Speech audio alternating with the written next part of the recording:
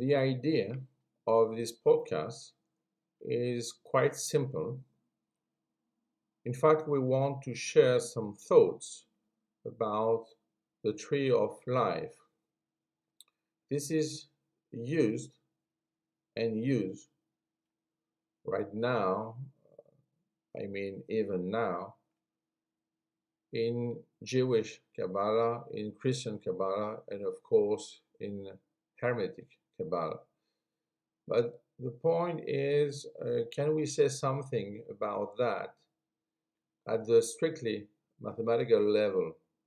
So we know that we have a graph, which is not a poset.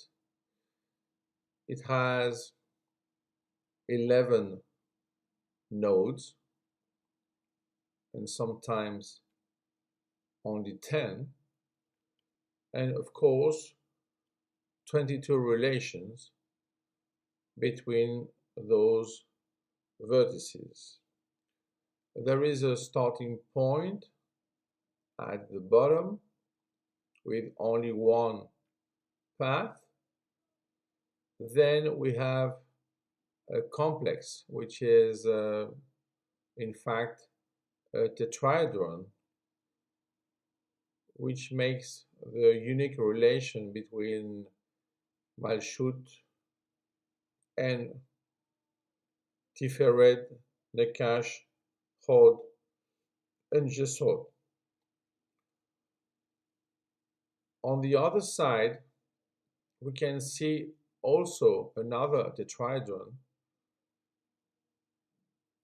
above, which is also important, but we can realize that we have 3 columns, only 3, but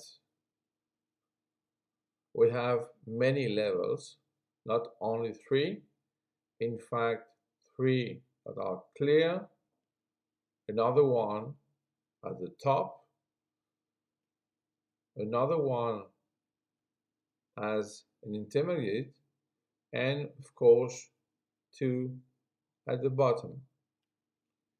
So we have relations which seem to be symmetrical, but in reality there is a symmetry, but not in 2 dimensions, but in 3. So it's a little bit more complex than a simple diagram, but we can use this, of course, to put some letters on the edges, and of course some words on the vertices. But the idea is that the structure is not at all a classical tree. So we use this as a tree, but we can see that it is in fact a network. So this network is in fact the combination and the concatenation of either network, and we can see that it's more or less like a deep network. So if we use this to see what is the path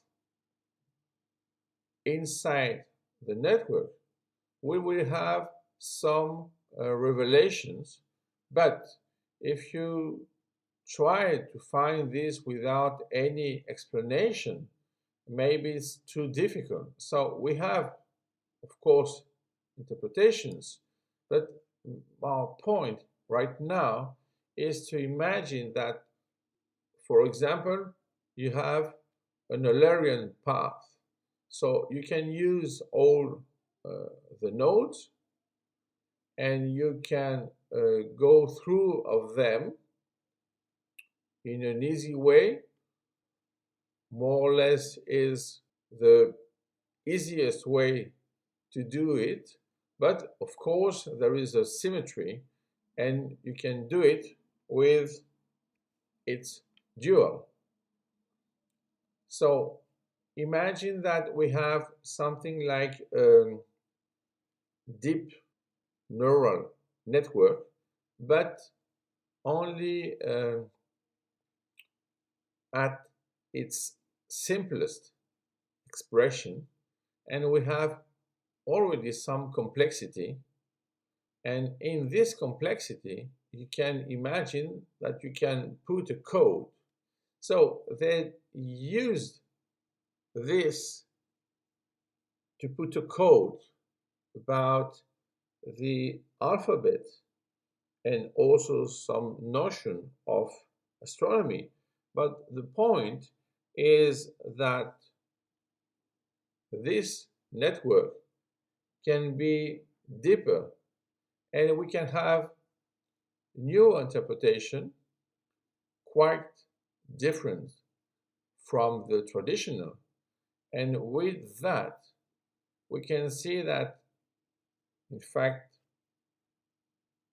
we can put all those four words in something which has four levels. But we can use this in a bigger network and say that, in fact, it's only the trace of a little but essential network in a bigger one, which has a very simple pattern.